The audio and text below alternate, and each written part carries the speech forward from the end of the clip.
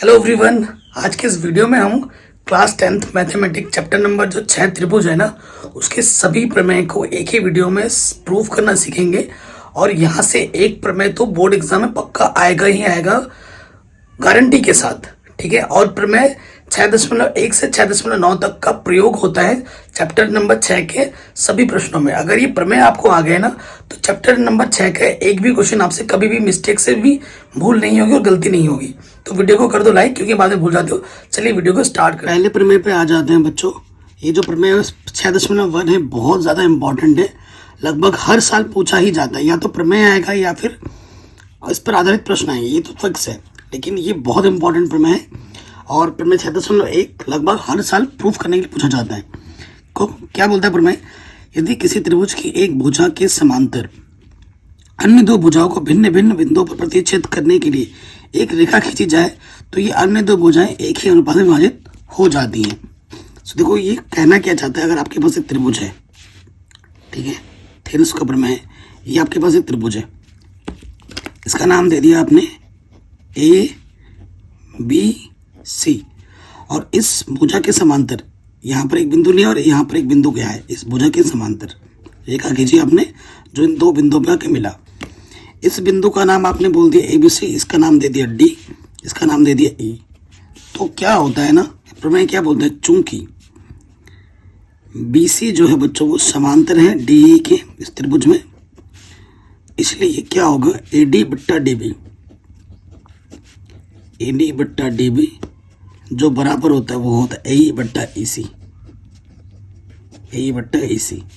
ये जो चीज़ आपने लिखी है इसे हम कहते हैं थेल्स का प्रमेय। इसे क्या कहते हैं? ये है आपका प्रमेय 6.1। इसे जैसे कहते हैं हम थेल्स का प्रमेय। ये है, आई बात समझ में? और यही आपको सिद्ध भी करना है इस प्रमेय में। ठीक है। अब इस प्रमेय को हम सिद्ध तो कर लेंगे, तो बेसिक लॉजिक पहले थोड़ा सा मैं आपको बता देता हूँ। बिना लॉजिक के क्वेश्चन सॉल्व नहीं होगा, यहाँ लॉजिक लगा देता हूँ। लॉजिक क्या है? देखो बच्चों, अगर आपके पास कोई त्रिभुज ऐसा है जिसकी ऊंचाई ये लंबवत है, ये ऊंचाई है और ये फिर हमारा क्या हो जाता है, आधार, ठीक है ना, और इसके सामने वाली भुजा कट। तो इसका अगर क्षेत्रफल निकालना है, त्रिभुज का क्षेत्रफल, तो क्या होता है 1/2 आधार गुणा ऊंचाई। ये मेरी ऊंचाई है, ठीक है। ये सूत्र हम लगाते हैं त्रिभुज का क्षेत्रफल निकालने के लिए। अगर कोई त्रिभुज ऐसा है, ठीक है, यहाँ पर ऊंचाई लंबवत नहीं है, ये ऊंचाई लंबवत नहीं है, तो इसमें ये वाला सूत्र कैसे लगाओगे?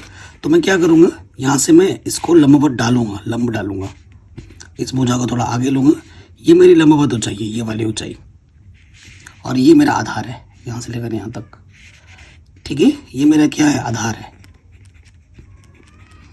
और ये मेरी लंबवत ऊंचाई है यहाँ से यहाँ तक। अगर ये मैंने अपने से माना है, ठीक है, तब जाके फॉर्मूला लगेगा 1/2। अगर मैं मान रखूँ AB, ये C और ये वाला बिंदु D है, तो इस त्रिभुज का क्षेत्रफल पता है क्या होगा सूत्र में?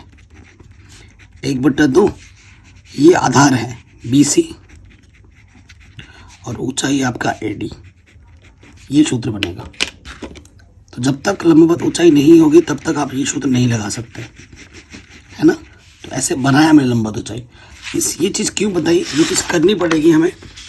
तो रचना में आपको क्या करना पड़ेगा, त्रिभुज आपने ABC बनाना है, फिर ये चीज़ होगी D होगी। आपको क्या करना है, D से C को मिलाना है और B से E को मिलाना है, मिलाना है सिर्फ, ठीक है। यहाँ रचना लिख देता हूँ,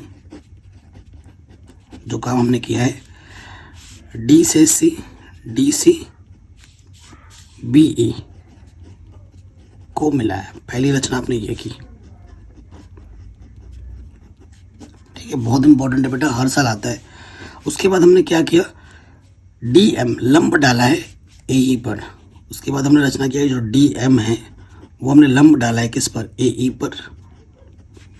वह दूसरा काम हमने किया है, EN हमने लंब डाला है किस पर, AD पर। ये रचना हमने की है खुद से, ठीक है। कोई दिक्कत कोई परेशानी नहीं होगी। और हमें सिद्ध क्या करना है, ये सिद्ध करना है, ठीक है, ये ध्यान रखना है, सिद्ध करना है। एग्जाम में जैसे लिखना है बिल्कुल वैसे लिखवा रहा हूँ, कोई स्टेप कट नहीं कर रहे हम। क्या सिद्ध करना हमें, ए डी बट्टे डी बी बराबर लाना है ए ई बट्टे ई सी। ठीक है, तो पहले इस त्रिभुज में आ जाओ, ए डी ई के क्षेत्रफल। ठीक है, त्रिभुज, चूंकि त्रिभुज ए डी ई का क्षेत्रफल क्या हो जाएगा, 1/2। आधार, आधार आपकी ए डी है। ठीक है, और ऊंचाई आपकी ये वाली हो जाएगी, लंबवत ऊंचाई ई एन। क्या हो जाएगी, ई एन। कोई दिक्कत नहीं, समीकरण 1। अब आ जाओ दूसरे वाले त्रिभुज, ये यहाँ मुझे डी भी चाहिए ना, तो मुझे ये वाला त्रिभुज लेना पड़ेगा, डी ई बी का त्रिभुज, डी ई बी का क्षेत्रफल। तो ये मेरा आधार है। ठीक है, 1/2 आधार मेरा क्या हो गया, डी बी। ऊंचाई क्या होगी, क्या ये डी ही लंबवत ऊंचाई है, बिल्कुल नहीं। लंबवत ऊंचाई तो ये है, ये देखो ये लंब है, ये लंब है ना, 90 का कोण बना है, ये डॉट डॉट करके लिया हमने। तो लंबवत ऊंचाई मेरी क्या है, ई एन है, जो कि मैंने अभी आपको समझाया था। ये वाला लेंगे ऊंचाई हम। अब देखो यहाँ पर देखो ए डी बट्टा डी बी है ना, ए डी बट्टा डी बी, तो हमें क्या करना पड़ेगा, भाग देना पड़ेगा। ठीक है, क्या करना पड़ेगा, भाग देना पड़ेगा। समीकरण 1 का भागा देना पड़ेगा 2 से। ठीक है, देते हैं भागा। तो लेफ्ट वाला लेफ्ट में, त्रिभुज ए डी ई का क्षेत्रफल बट्टे त्रिभुज डी ई बी का क्षेत्रफल। अब दाहिना वाला दाहिनी तरफ 1/2 ए डी गुणा ई एन बट्टे में 1/2 डी बी गुणा ई एन, है कि नहीं। 1/2 से 1/2 कटा, ई एन से ई एन कटा। ठीक है, तो यहाँ पर मेरे पास क्या आ जाएगा, ए डी बट्टा डी बी। डी बी लिखो या बी डी लिखो, बात एक ही होता है। इसे मैंने समीकरण ए मान लिया, ये चीज़ इसके बराबर आ गई। ठीक है बच्चों, कोई दिक्कत कोई परेशानी नहीं है। ठीक है, यहाँ पर केस लिख देना, इस वाले में केस 1 स्थिति 1 करके लिखा, जब हमने आधार को क्या लिया था, ए डी, और जब हमने आधार लिया था डी बी। ठीक है, फिर से वही काम इधर करना है आपको। जगह तो बची नहीं, जगह बनाना पड़ेगा अपन को। ठीक है ना, पीछे करें फिर मज़ा नहीं आएगा, पीछे करेंगे तो दिखेगा नहीं, बार पलटना पन्ना पलटना पड़ेगा। अब देखो वही काम करते हैं, पुनः यहाँ लिखेंगे, पुनः मैं फिर से वही निकालूंगा, त्रिभुज ए डी का क्षेत्रफल, त्रिभुज ए डी ई का क्षेत्रफल 1/2। अब की बार मैंने आधार क्या लिया, आधार मैंने को लेना है ए ई। ठीक है, त्रिभुज का आधार मैंने ए ई लिया, ए ई लिया है मैंने आधार। और ऊंचाई मेरी, अगर आधार ए ई है तो ऊंचाई क्या होगी मेरी, डी एम। ये लंबवत ऊंचाई है, डी एम। ठीक है, समीकरण नंबर 3। अब इस त्रिभुज में आ जाओ, डी ई सी का क्षेत्रफल, ये वाला लेना है, त्रिभुज डी ई सी का क्षेत्रफल। 1/2 आधार मेरा क्या हो जाएगा, ई सी, आधार मेरा ई सी है। और ऊंचाई क्या होगी, देखो इसकी लंबवत ऊंचाई ये है, डी एम, है ना। ये आधार के समकक्ष ये जाओगे, ये भुजा बड़ी है, और ये इसकी लंबवत ऊंचाई 90 का कोण बन रहा है, तो ये हो जाएगा ई सी गुणा डी एम। ठीक है, समीकरण 4 अभी मत मानना, क्योंकि यहाँ पर डी ई बी है और यहाँ पर डी ई सी है, ये चीज़ अलग है। ठीक है, अब थोड़ा कक्षा 9 में आ जाइए। ठीक है, बोलोगे सर हम 10 में पढ़ रहे हैं, आप हमें 9 में भेज रहे हो 11 की बजाय। तो देखो बेटा, कक्षा 9 में आपने पढ़ा था कि अगर आपके पास एक बेस हो, एक आधार हो, और उस आधार पर अगर कोई त्रिभुज बनता है, जैसे ये त्रिभुज बनाना डी ई बी और डी ई सी, अगर आधार समान हो तो उस आधार पर अगर कोई 2 या 2 से 7 त्रिभुज बनाते हो तो उन सभी का क्षेत्रफल बराबर होता है। ठीक है, इस त्रिभुज का आधार पर डी ई है और इस त्रिभुज का आधार पर डी है, तो ये वाला त्रिभुज का क्षेत्रफल और ये वाला त्रिभुज का क्षेत्रफल क्या होगा, बराबर होगा। चूंकि मैं लिख भी देता हूँ पूरा, आप बहुत ना जाऊँ, डी ई आधार से, मैं का नहीं लिखना था, आधार समान है, इसलिए त्रिभुज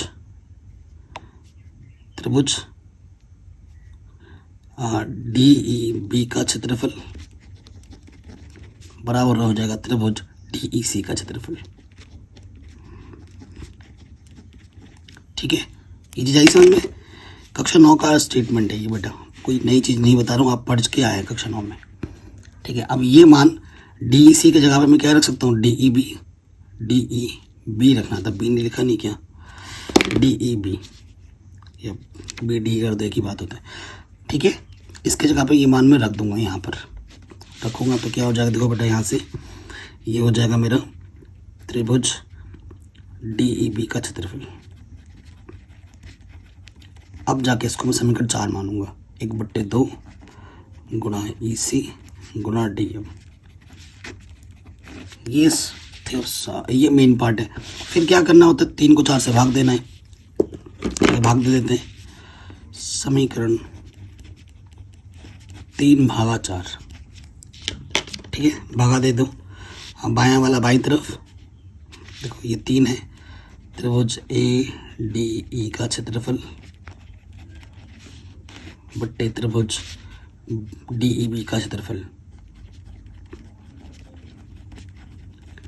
अब दाएं वाला दाएं तरफ 1/2 AE गुणा DM, 1/2 AE गुणा DM बट्टे 1/2 EC गुणा DM।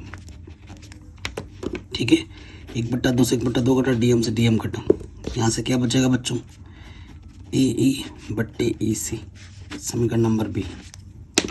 ठीक है, यहाँ पे भी जो चीज़ है आपके यहाँ पे भी वही चीज़ है। ठीक है, तो क्या कर देंगे, तुलना, समीकरण A व B की तुलना करने पर,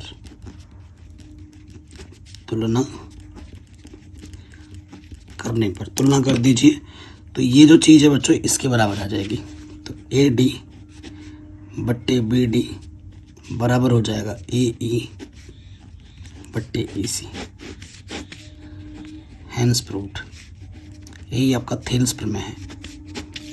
ठीक है, एग्जाम में हर साल प्रूफ करने के लिए आता है, तो आराम से कर दिया है। बाकी सब कुछ मैंने ऑलरेडी पढ़ा रखा है, लिंक्स मिल जाएगा डिस्क्रिप्शन में।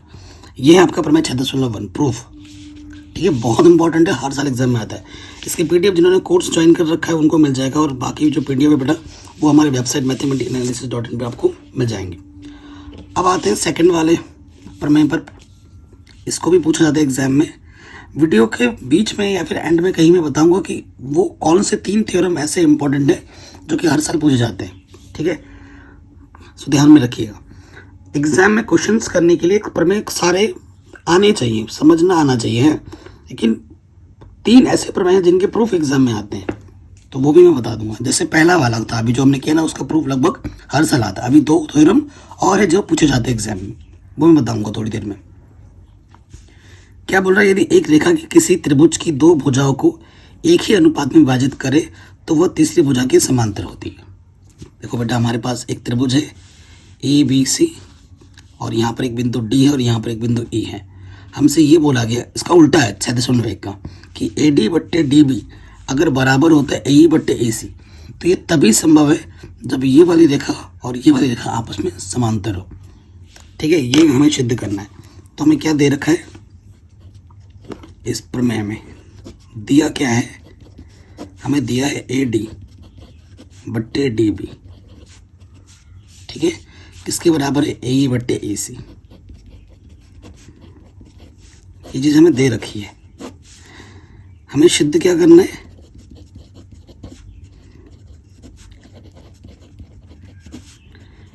हमें सिद्ध करना है कि जो DE है वो समांतर है BC के। ये चीज़ अपन को सिद्ध करनी है। ठीक है, समझ गए। अब मैं क्या बोलूँगा, देखो जब भी सिद्ध करने वाले प्रश्न आते हैं ना, हम कॉन्ट्रडिक्शन मेथड अप्लाई करते हैं कि हम उल्टा मान लेते हैं और बाद में देखते हैं कि हमने जो माना है वो वही गलत है। मैंने यहाँ पे चित्र पहले से बना रखा है ना, कि मैंने मान लिया कि भैया वैसे तो DE समांतर है, तो मैं बोल रहा हूँ माना कि DE समांतर नहीं है, मैं बोल रहा हूँ DE डैश समांतर है। माना DE डैश समांतर है BC के, ये हमने मान लिया, और इसी को हमें उल्टा दिखाना है, ये अपनी तरफ से माना है। ठीक है, इस त्रिभुज में मैं बोल रहा हूँ कि भैया DE समांतर नहीं है, DE डैश समांतर है, और मुझे प्रूफ करके क्या लाना है कि जो ये ई डैश में अलग बिंदु मान रहा हूँ, ये अलग ना होकर ये यही ई है, ये दो बिंदु अलग अलग नहीं है, ये एक ही बिंदु है। ये हमें सिद्ध करना है। जब हम ये सिद्ध कर देंगे तो ऑटोमेटिकली ये हमारा सिद्ध हो जाएगा। ठीक है, यही हमारा अल्टीमेट गोल है, यही हमारा मकसद है। अब हमने ये बोल दिया कि डी ई डैश, ये जो डी ई डैश है बी सी के समांतर है, तो यहाँ मैं कौन सा प्रमेय लगा सकता हूँ? थेल्स का प्रमेय लगा सकता हूँ। अतः थेल्स प्रमेय अनुसार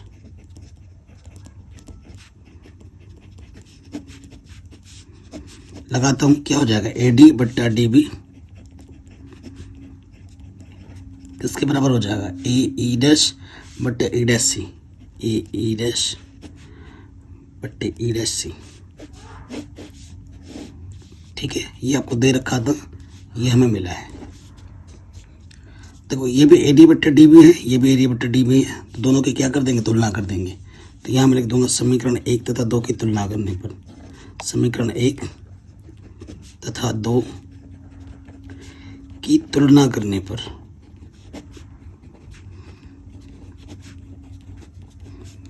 ठीक है, मैं तुलना कर दूंगा तो ये चीज इसके बराबर आ जाएगी। ठीक है, ये चीज क्या होगी? इसके बराबर आ जाएगी। ए ई बट्टा ई डैश सी बराबर आ जाएगा ए ई डैश बट्टे ई डैश सी।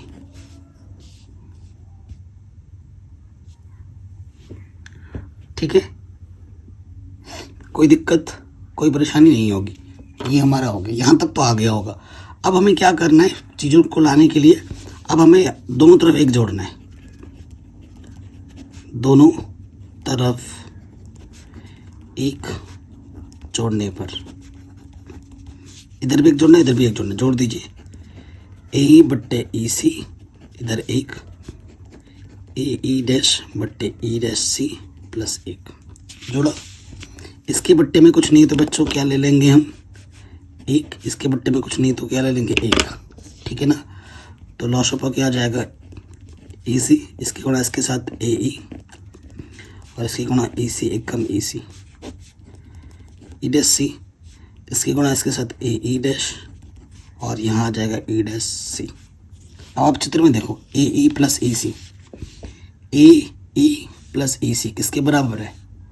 ए सी के बराबर। और ए ई डैश ई डैश सी किसके बराबर है? ये भी ए सी के बराबर है। तो ए सी एक कम ए सी कट गया, तिरछी गुणा कर दोगे, ई सी बराबर क्या हो जाएगा? ई डैश सी एक कम ई डैश सी। अब देखो बच्चों, यहाँ पे देखो ई सी जो है ई डैश सी के बराबर है, ये जो ई सी है वो ई डैश सी के बराबर है। हो सकता है क्या? चित्र में देखो, ये जो दूरी है यहाँ से लेकर यहाँ तक, और ये जो दूरी है यहाँ से लेकर यहाँ तक बराबर दिखा रहा है। वैसे चित्र में देखेंगे ये दूरी छोटी है और ये दूरी बड़ी है, परंतु यहाँ तो बराबर बता रहा है। अगर छोटी और बड़ी दूरी बराबर कैसे हो सकती है? हो ही नहीं सकती। बराबर तभी हो सकती जब ये बिंदु आगे पीछे ना होकर यहीं पर हो, कि ई डैश और ई अलग अलग बिंदु नहीं है, एक ही बिंदु है। तो देखेंगे यह तभी संभव है, यह तभी संभव है जब ई डैश व ई एक ही बिंदु हो।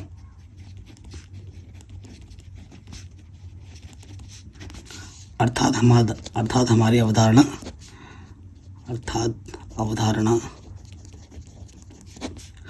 हमने जो माना था ना वो गलत है। अब हम गलत हैं तो यानी कि जो मेन फैक्ट है वो सही है, इसलिए क्या हो जाएगा? इसलिए जो डी ई डैश है वही समांतर होगा बी सी के। Hence proved. ठीक है, यही हमें प्रूफ करना था। हम बोल रहे थे कि भैया ये समांतर होगा, नहीं यही समांतर होगा। ठीक है, मस्त क्वेश्चन, आराम से बन गया, कोई दिक्कत नहीं। अगले वाले पे आ जाइए। प्रमेय 6.3, 6.4 और 6.5 का प्रूफ कभी भी बोर्ड एग्जाम में नहीं आएगा। इसके प्रश्न आएंगे इस पर संबंधित, लेकिन इसका जो प्रूफ है वो बोर्ड एग्जाम में कभी नहीं आता है। आज तक कभी नहीं पूछा गया पूरे इतिहास में।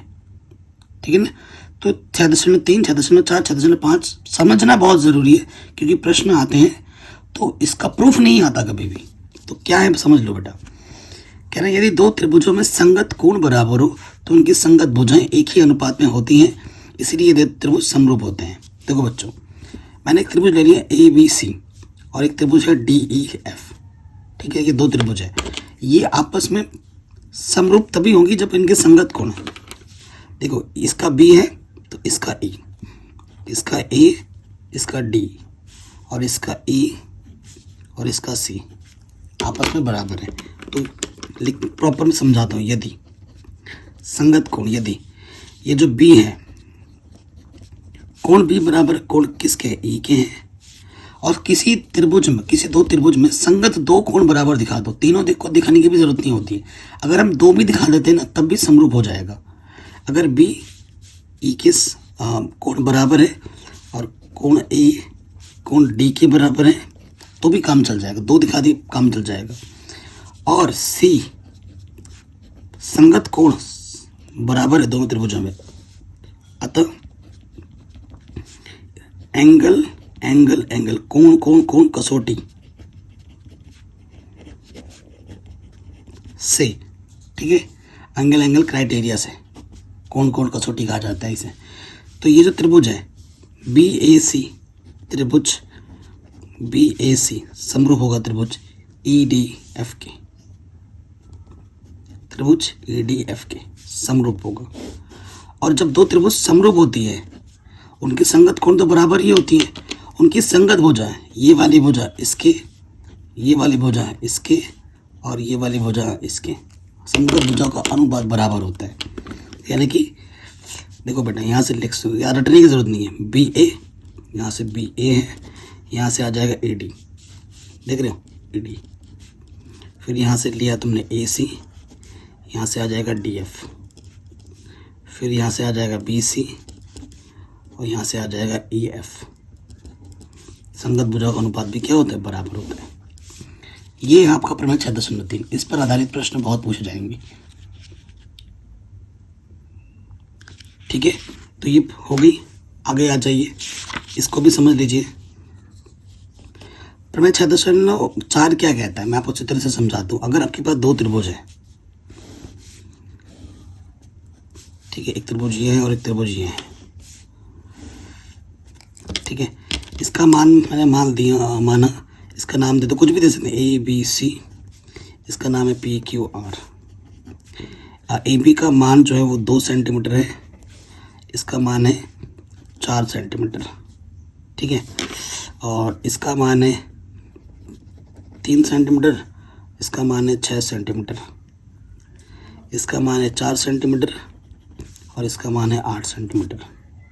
ठीक है, आप ध्यान से देखें, चूंकि AB बट्टे PQ कितना है, 2/4, इसका मान 2, इसका मान 4, तो 1 कम 2, 2 दूनी 4। फिर BC बट्टे QR, इसका मान 3 है, इसका मान 6, 3 1 कम 3, 3 दूनी 6, ठीक है। फिर AC बट्टे PR, तो 4/8, 4 1 कम 4, 4 दूनी 8। अगर तीनों संगत भुजा का अनुपात बराबर है, देखो कोई भी अनुपात मान अगर बराबर है, ये 1/2, 1/2, 1/2, इन तीनों भुजाओं का अनुपात बराबर है, चूंकि, ठीक है, AB बट्टे PQ बराबर BC बट्टे QR बराबर AC बट्टे PR। अगर संगत भुजाओं का अनुपात बराबर है तो जो त्रिभुज होती हैं, त्रिभुज हमारा क्या है, ABC, त्रिभुज ABC समरूप हो जाएगा त्रिभुज PQR के। ये प्रमेय ये कह रही है, इस क्राइटेरिया को हम क्या कहते हैं, SHS कसौटी, भुजा का अनुपात जब हम देखते हैं। अब जब दो त्रिभुज आपस में समरूप हैं तो उनके संगत कोण भी बराबर होते हैं, यानी कि एंगल A हो जाएगा एंगल P के, फिर एंगल B हो जाएगा एंगल Q के, एंगल मतलब कोण, और C हो जाएगा R के। तो ये भी हम उपयोग में ला सकते हैं। ठीक है, आगे बच्चों समझ में कोई दिक्कत तो नहीं है, ये चीज़ भी हो गई आराम से। अब आते हैं नेक्स्ट 6.5 प्रमेय में। मैं आपको पढ़ के नहीं, HAS कसौटी कहा जाता है, ये चीज़ क्या होती है, इस पे प्रश्न ही आते हैं। आपके पास एक त्रिभुज है ये, और ये एक त्रिभुज है दूसरा, ठीक है। मैंने इसका नाम दे दिया ABC और इसका नाम दे दिया मैंने PQR, ठीक है। तो इसका मैंने मान बोला 2 सेंटीमीटर है और इसका मैंने बोल दिया 4 सेंटीमीटर है, ठीक है। इसका मान मैंने बोल दिया 3 सेंटीमीटर है और इसका मैंने मान बोल दिया कि 6 सेंटीमीटर है, ठीक है। और देखो ये भुजा इसके साथ अटैच है ना, तो ये वाला कोण लेना पड़ेगा, और ये वाला अटैच है तो ये वाला कोण, ठीक है। ये सबसे बड़ी चीज़ है कि जब दो भुजा मिल रही ना, उनके बीच का कोण, संगत कोण बराबर होना चाहिए। देखो 2 भुजा कोण होते AB, चूंकि AB बट्टा यहाँ से क्या है बच्चों PQ, 2 है और ये है 4, 2 1 कम 2, 2 दूनी 4, ठीक है। वैसे कुछ भी हो सकता है अनुपात, मैं तो आसान लेके समझा रहा हूँ। इधर क्या है AC और इधर क्या है बेटा QR, ये 3 और ये 6, 3 कम 3, 3 दूनी 6, तो इन 2 भुजाओं का अनुपात बराबर है 2SS है ना। तो देखो 2 भुजाओं का अनुपात बराबर है, और उनके 2 भुजा जहाँ पर अटैच है ना, ये भुजा और ये भुजा आगे अटैच है तो इनके बीच का कोण, ये भुजा यहाँ पे अटैच है तो इनके बीच का कोण A और Q का बराबर होना ज़रूरी है।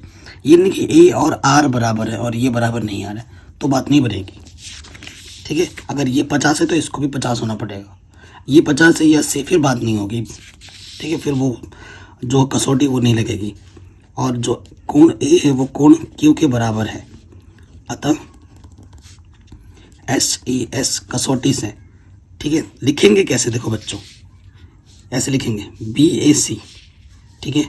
त्रिभुज बच्चा जो है BAC वो समरूप हो जाएगा त्रिभुज PQR के, ये है प्रॉपर सिमेट्री, ठीक है। इसे कहते हैं SES कसौटी, 2 भुजाओं का अनुपात और उनके बीच का एक कोण बराबर होना चाहिए दोनों संगत त्रिभुज में, तभी वो आपस में समरूप होते हैं। इसके प्रश्न ही आते हैं, प्रूफ कभी भी बोर्ड एग्जाम में नहीं पूछा जाता, नहीं आया आज तक, कभी नहीं आया, ठीक है। ये प्रमेय है जो बच्चों प्रमेय 6.6, इसका जो क्वेश्चन है बेटा हर साल आता है, 1 नंबर में भी आता है, बड़े नंबर में भी आता है। प्रूफ आता है 10 साल में, अगर मैं बात करूं तो 2 बार पूछा गया, 1-2 बार पूछा गया है, लेकिन करा तो मैं दूंगा, लेकिन उतना इम्पोर्टेंट नहीं है प्रूफ। लेकिन अगर आपके पास समय है तो ज़रूर करना, क्योंकि बोर्ड वालों का कुछ कह नहीं सकते कब क्या देवे। प्रमेय 6.1, प्रमेय 6.2, प्रमेय 6.8 बहुत इंपॉर्टेंट है। इनमें से प्रूफ 6.1 और 6.8 पाइथागोरस प्रमेय और थेल्स प्रमेय में से 2 में से एक तो हर साल आता ही आता है। उसके अलावा 6.2 और ये 6.6 इसको भी आप ज़रूर करके जाओ, ये भी पूछे जाते हैं कभी कभी, ठीक है। तो चलो 6.6 जो प्रमेय वो भी मैं आपको करा ही देता हूँ, फिर नहीं तो आप कहोगे सर आपने क्यों नहीं कराया। इस पर प्रश्न ज़रूर आते हैं बोर्ड एग्जाम के, सब कुछ मैंने ऑलरेडी पढ़ा रखा है, NCERT वगैरह, डिस्क्रिप्शन ज़रूर एक बार चेक कर लेना। तो ये प्रमेय क्या कहती है कि 2 समरूप त्रिभुजों के क्षेत्रफलों का अनुपात इनकी संगत भुजाओं के अनुपात के वर्ग के बराबर होता है। यानी कि अगर आपके पास 2 त्रिभुज हैं, एक त्रिभुज है ABC और ये समरूप है दूसरे त्रिभुज के, मान लेते हैं दूसरे त्रिभुज के, मान लिया PQR, ठीक है। इसका नाम मैंने दे दिया ABC, इसका नाम दे दिया मैंने PQR, ठीक है। तो प्रमेय क्या बोल रहा था, यदि त्रिभुज ABC समरूप है त्रिभुज PQR तो इनकी क्षेत्रफलों का जो अनुपात होता है, एरिया, त्रिभुज ABC अनुपात का मतलब बट्टे में त्रिभुज PQR जो होता है इनके संगत भुजा, जैसे ये AB है और इसका क्या है PQ है, AB बट्टा PQ संगत भुजा का अनुपात का वर्ग होता है। चाहे ये बात करो चाहे ये ले लो, BC बट्टा QR ले लो, संगत भुजा का वर्ग, और इधर AC बट्टे PR, ये चीज़ होती है और यही आपको प्रूफ करना है। ये चीज़ आपको क्या करनी है, प्रूफ करनी है। बताइए, कोई दिक्कत, कोई परेशानी यहाँ तक नहीं होगी। ठीक है, तो प्रूफ करने के लिए सबसे पहले पार्ट में क्या करना है, हमें रचना करनी है। रचना मुझे क्या करनी है बेटा, वो देख लो बच्चों। मैं क्या करूँगा, इस ए से बी सी पर लंब डालूंगा यहाँ पर, और यहाँ मैं भी यहाँ पर ही वही काम करूँगा कि इस पर लंब डालूंगा। लंब डालने पर 90 अंश का कोण दो तरफ बनता है। इसको मैंने m बोल दिया और इसको मैंने n बोल दिया। जो रचना की आप लिख दो कि जो AM है मैंने लंब डाला किस पर, BC पर हुआ। जो मेरा PN है वो मैंने लंब डाला QR पर। ये आपने रचना की। बताइए, कोई दिक्कत नहीं होगी। कहीं पे भी कोई डाउट या दिक्कत हो, वीडियो को एक बार दोबारा देखें, क्योंकि यहाँ पर बात हो रही है त्रिभुज के क्षेत्रफल की, ABC की ना। तो क्षेत्रफल का फॉर्मूला पहले ही मैंने बता दिया है आपको। तो देखो बेटा, पहला चौंकी करके लिख रहा हूँ मैं, चौंकी एरिया ABC, त्रिभुज ABC का क्षेत्रफल 1/2 आधार गुणा ऊंचाई। आधार में क्या ले रहा हूँ, BC, ये मैंने आधार लिया, और ऊंचाई मेरी लंबवत क्या है, AM है। तो ये हो जाएगा 1/2 BC गुणा AM। ठीक है, कोई दिक्कत नहीं, इसे मैं समीकरण A मान लेता हूँ। फिर मुझे PQR भी चाहिए बट्टे में, यह है त्रिभुज PQR। तो यहाँ आ जाएगा त्रिभुज का क्षेत्रफल PQR का, है ना, 1/2। आधार मेरा क्या है, QR, और ऊंचाई मेरी क्या है, PN। देखो फिर यहाँ पर क्या दे रखा है, भाग दे रखा है। तो मैं इस समीकरण A और B का क्या कर दूंगा, भाग दे दूंगा। समीकरण A का भाग दे दिया 20 में, तो बायां वाला बाईं तरफ, एरिया त्रिभुज ABC बट्टे में एरिया त्रिभुज PQR। एरिया का मतलब क्षेत्रफल। ये बायां वाला बाईं तरफ हो गया, अब दाएं वाला दाईं तरफ आ गया। 1/2 BC गुणा AM, 1/2 QR गुणा PN।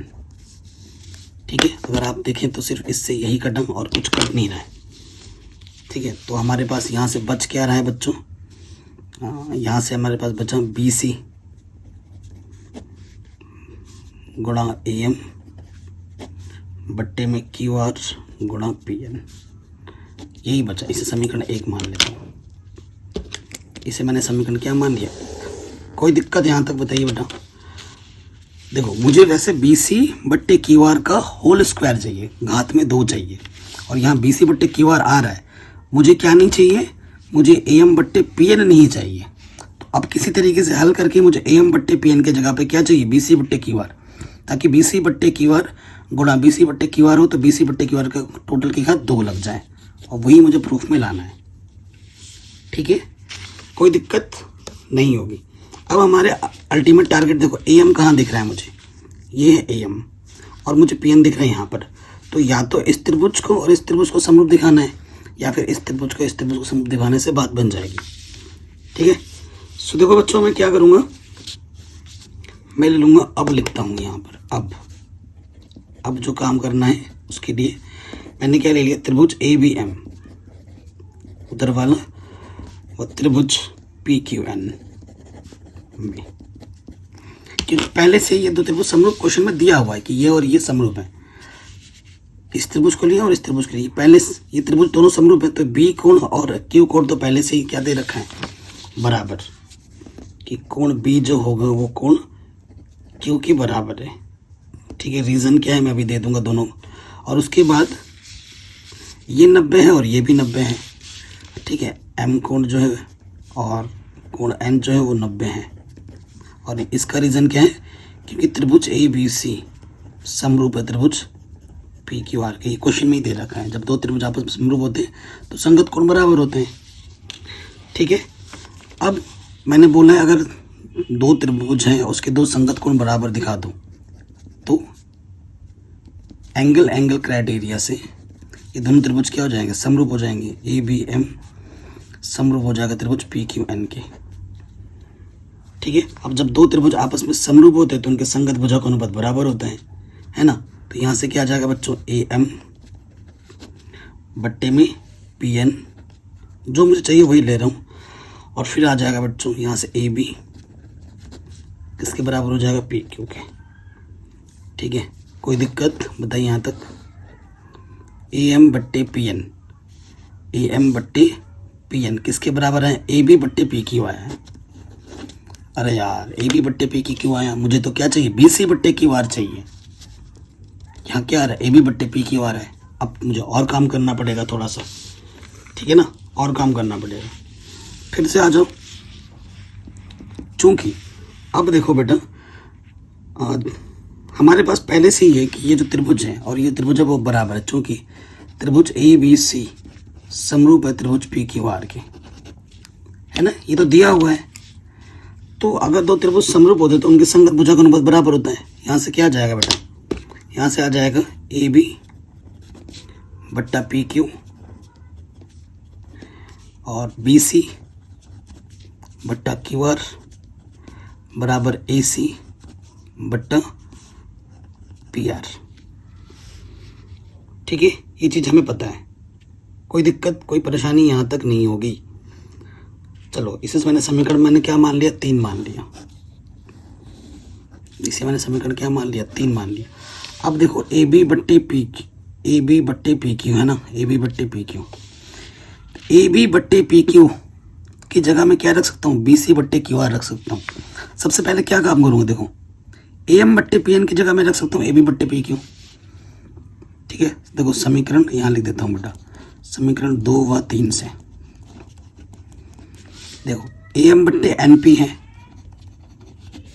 ए एम बट्टे एन पी को ए एम बट्टे पी एन उसकी जगह मैं रख सकता हूँ ए बी बट्टे पी क्यू, और ए बी बट्टे पी क्यू की जगह रख सकता हूँ बी सी बट्टे क्यू आर, बी सी बट्टे क्यू आर रख सकता हूँ। ठीक है, सबसे पहले इसके जगह पे मैं ये मान रखूँगा, उसकी जगह पे ये मान रखूँगा, है ना, मतलब इसकी जगह पे ये मान रखूँगा और फिर इसकी जगह पे ये मान रख दूँगा। ठीक है, डायरेक्टली यहाँ पर इसको मैं समीकरण 4 बोल देता हूँ, तो मैं यहाँ लिख दूँगा समीकरण 1 तथा 4 से। ठीक है, तो यहाँ से आ जाएगा एरिया त्रिभुज A B C area P Q R किसके बराबर हो जाएगा, यहाँ ऑलरेडी है बी सी बट्टे क्यू आर और इसकी जगह पे मान आ जाएगा बी सी बट्टे क्यू आर। तो दो चीज़ 2 बार गुणे में है, तो बी सी बट्टे क्यू आर की घात में क्या लग जाएगा, 2। ठीक है, देखो आंसर आपका आ गया, हैंस प्रूव्ड। लेकिन आप कहोगे सर वहाँ तो 3 बार था, आप तो एक ही बार लेके आए हो। बेटा एक बार आया तो बाकी भी आ जाएंगे ना। बी सी बट्टे क्यू आर आए, बी सी बट्टे क्यू आर की जगह तुम क्या रख सकते हो, ए बी बट्टे पी क्यू, और उसकी जगह क्या रख सकते हो, ए सी बट्टे पी आर। तो ये भी तो ऑटोमेटिकली आ गए, है ना, क्योंकि ये होता है हमारे पास। बाकी भी अगर करना है तो समीकरण 3 से रख दो। ठीक है, समीकरण 3 से बी सी बट्टे क्यू आर की जगह क्या आ जाएगा, ए बी बट्टे पी क्यू, और इसकी जगह तुम ए सी बट्टे पी आर भी रख सकते हो। तो ये और ये भी ऑटोमेटिकली मिल जाएंगे। ठीक है, तो यहाँ जगह कम है तो यहाँ बी सी बट्टे क्यू आर तो ऑलरेडी आ चुका है, उसकी जगह पे मैं और भी मान रख सकता हूँ, ए बी बट्टे पी क्यू या फिर ए सी बट्टे पी आर। तीनों की ज़रूरत नहीं पड़ती, एक की ज़रूरत पड़ती है। Hence proved. ठीक है, इन चीज़ें समझना, समझ गए बेटा, आराम से हो गया होगा, कोई दिक्कत कोई परेशानी नहीं होगी।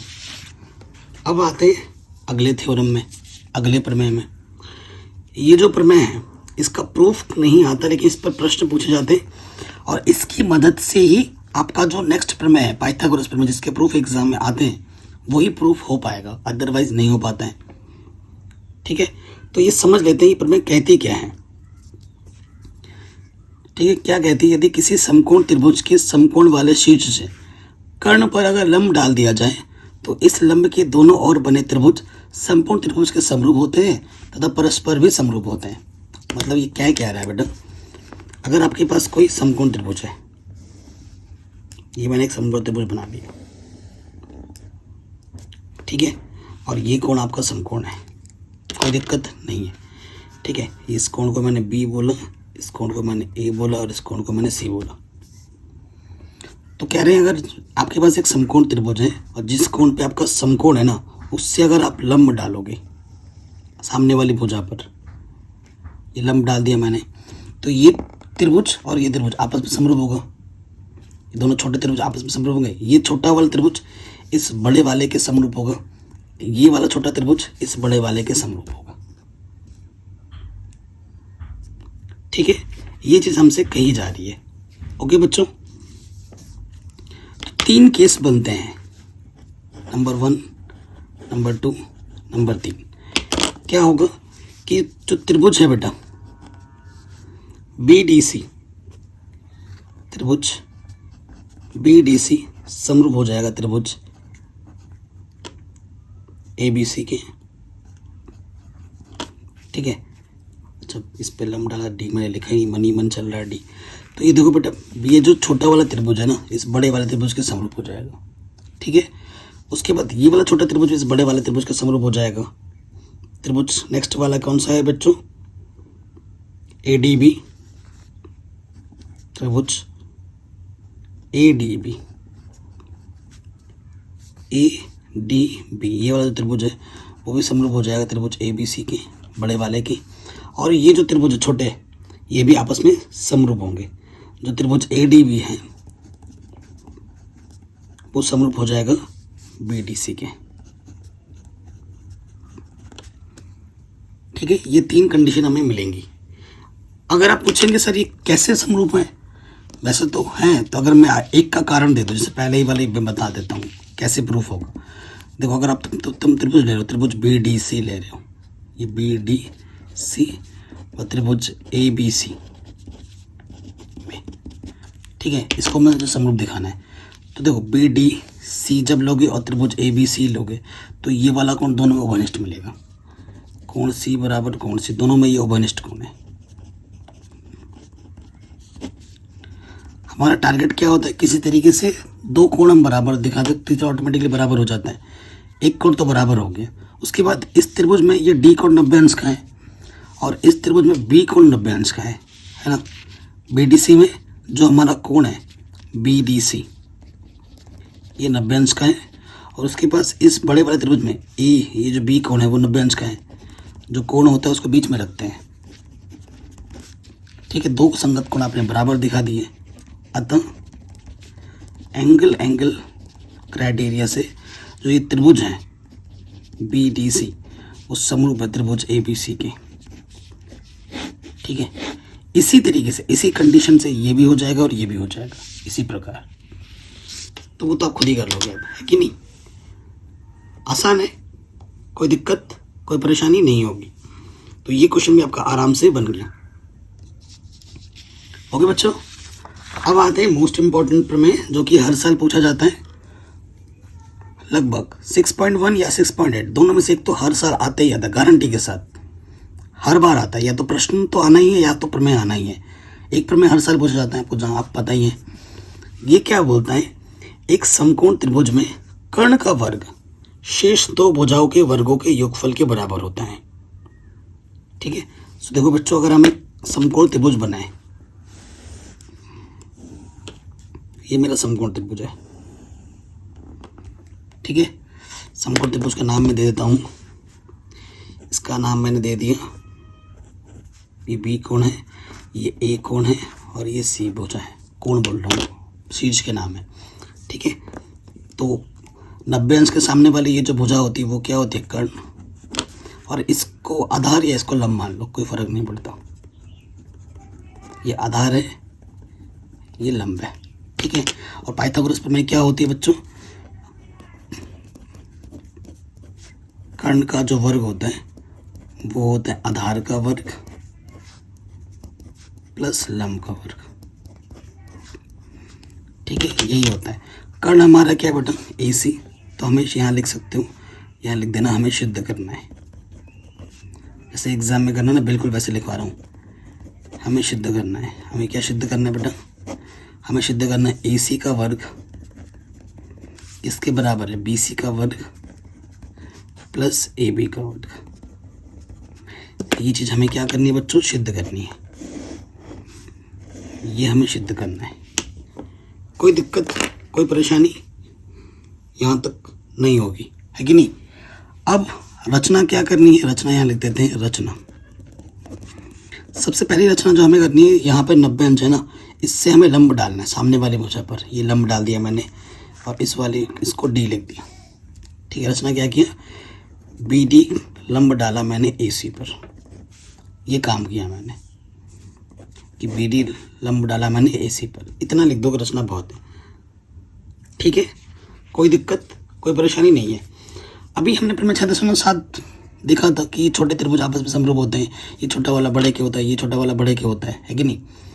तो देखो बेटा, जो हमारा त्रिभुज ए डी बी है, ये जो ए डी बी है वो समरूप होगा बड़े वाले के ए बी सी के। ठीक है, चूंकि ये लिखना प्रमेय 6.7 से ये लाइन लिखनी है बस। त्रिभुज ए डी बी समरूप है त्रिभुज ए बी सी के। अब जब दो त्रिभुज आपस में समरूप होते हैं तो उनका संगत भुजा का अनुपात बराबर होता है। तो यहाँ से आ जाएगा ए डी और यहाँ से आ जाएगा बट्टे में ए बी। ठीक है, आपको ए बी का स्क्वायर चाहिए प्रूफ में, तो ए बी आपको यहाँ से और मिलेगा, है ना। तो इधर आ जाएगा बट ए बी, इधर से ए बी लिया तो यहाँ से पट्टे में क्या लेना पड़ेगा, ए सी। तिरछे गुणा कर दो, ए बी गुणा ए बी का वर्ग, और यहाँ से आ जाएगा ए सी गुणा ए डी। समीकरण नंबर 1। कोई दिक्कत कोई परेशानी यहाँ तक नहीं होनी चाहिए। ठीक है ना, आगे बढ़ते हैं पुनः। ठीक है, पुनः आ जाओ त्रिभुज बी डी सी। ठीक है, समरूप होगा त्रिभुज ए बी सी के। देखो बेटा, जो छोटा वाला त्रिभुज आपकी बार ये वाला है ना, बी डी सी, ये भी तो बड़े वाले के समरूप होगा, है ना, वो लिख दिया हमने। अब क्या है, जब दो त्रिभुज समरूप होते हैं उनके संगत भुजा का अनुपात बराबर होता है। ठीक है, तो यहाँ से मुझे लेना पड़ेगा सी डी। यहाँ से मैंने सी डी लिया तो यहाँ से क्या आ जाएगा, बी सी। और मुझे प्रूफ में बी सी का स्क्वायर चाहिए, तो बी सी का स्क्वायर मुझे यहाँ बी सी लेना पड़ेगा।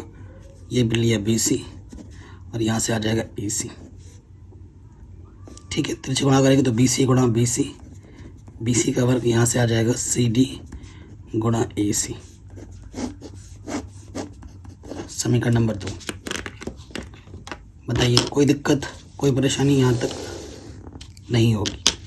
अब बस क्या करना है, देखो A B square B C square का बीच में क्या है, प्लस का चिन्ह है, यानी कि हमें समीकरण 1 और 2 को जोड़ना है। समीकरण 1 + 2, तो क्या होगा बच्चों, बायां वाला बाईं तरफ जुड़ेगा, दायां वाला दाईं तरफ। यहाँ से क्या है बेटा, ए सी स्क्वायर और यहाँ से बी सी स्क्वायर। ठीक है, इस तरफ क्या है बच्चों, इस तरफ है ए सी। ओके यार, इसको जोड़ना था ना, ए बी स्क्वायर और यहाँ है बी सी, ए बी है ये, A B square plus B C square. यहाँ से क्या है बेटा, ए सी गुणा ए डी प्लस यहाँ से सी डी गुणा ए सी, सी डी गुणा ए सी। देखो बेटा, ए सी उभयनिष्ठ है, निकाला ए सी उभयनिष्ठ, अंदर क्या बचा, A D plus C D. देखो बेटा, A D plus C D किसके बराबर है, ए सी के। चूंकि A D plus C D किसके बराबर है, ए सी के। रख दो मान, ए सी गुणा ए सी, तो ये हो जाएगा ए सी का वर्ग।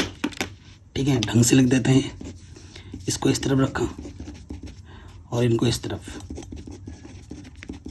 ए B square plus B C square. यही हमें सिद्ध करना था, हैंस प्रूव्ड।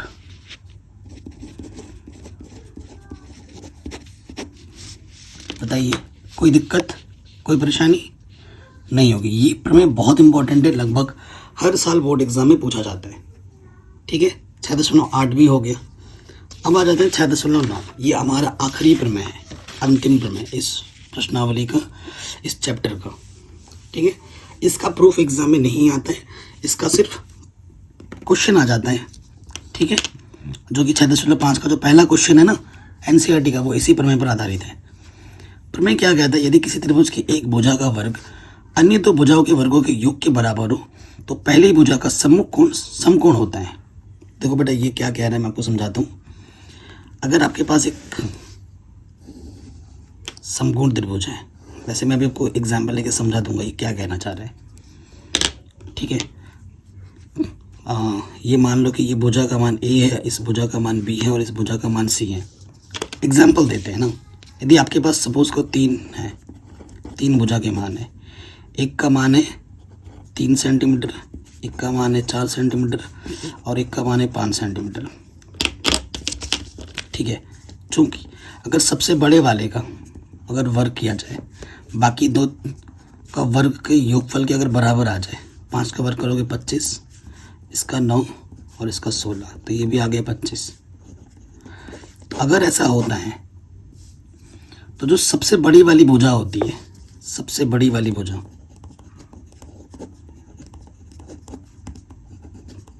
वो आपकी होती है कर्ण, वो आपकी क्या होती है कर्ण, ठीक है। इस केस में क्या है ना बेटा, इस केस में हमारे पास ये है सी, ये है बी, ये है ए, ठीक है। तो सी आपका क्या होता है कर्ण, ठीक है। और जो सबसे बड़ी भुजा होती है उसके सामने वाला जो कोण होता है वो 90 अंश का होता है, ठीक है। उसके सामने वाला कोण 90 अंश का होता है, ये भी ध्यान रखना, ठीक है। यानी कि यदि ए स्क्वायर प्लस बी स्क्वायर अगर सी स्क्वायर के बराबर हो तो सी आपकी क्या होगी कर्ण होगी। और अगर ऐसा हो रहा है तो ये तभी हो रहा है जब ये त्रिभुज के ये जो त्रिभुज है वो कैसे त्रिभुज है, समकोण त्रिभुज है, तब जाके ये होता है। अगर कोई 3 भुजा आपको दे रखी है, 2 छोटी भुजा का वर्ग का योगफल बड़ी वाले के वर्ग के बराबर आ रहा है, यानी कि वो त्रिभुज समकोण त्रिभुज है और जो सबसे बड़ी भुजा है वो कर्ण है और कर्ण के सामने वाली भुजा सामने वाला कोण 90 अंश का होगा, ठीक है। यानी कि इस क्वेश्चन में जो कर्ण हमारे पास है वो कितना है 5 है, ये हमारा क्या है कर्ण। वैसे आधार और लंब किसी को भी मान सकते हैं, वो क्वेश्चन में नहीं पूछता है, आपसे कर्ण ही पूछेगा, आधार और लंब कोई भी हो सकता है, ठीक है। तो ये सभी प्रमेय हमने एक ही वीडियो में सीख लिए हैं। आशा करता हूँ ये जो वीडियो है बच्चों को पसंद जरूर आई होगी। इनकी अच्छे से प्रैक्टिस कर लो क्योंकि यहाँ से एक क्वेश्चन बोर्ड एग्जाम में पक्का आएगा और इन सभी की प्रमेय अगर आपको आते हैं तभी वो आप क्वेश्चन कर पाएंगे, नहीं तो आप क्वेश्चन को रटना पड़ जाता है ना। तो प्रमेय 6.1, 6.8 बहुत ज़्यादा इंपॉर्टेंट है। दोनों में से क्वेश्चन तो हर साल आते ही आते हैं। बाकी प्रमेय 6.2 और 6.6 की भी एक बार प्रैक्टिस कर लेना, ठीक है। ये भी कभी कभार पूछ लिए जाते हैं। तो कुल मिला के 6.1 और 6.8 तो आना ही चाहिए प्रूफ। बाकी सारे प्रमेय आपको आने चाहिए कि प्रमेय का क्या होता है, इसका उपयोग कैसे होता है। वीडियो अगर अच्छी लगी तो प्लीज़ लाइक करें, शेयर करें, एक बार डिस्क्रिप्शन जरूर चेक कर ले। चैनल पर नया है तो सब्सक्राइब जरूर करें जो कि बिल्कुल फ्री है। जय हिंद, मिलते हैं नेक्स्ट वीडियो में।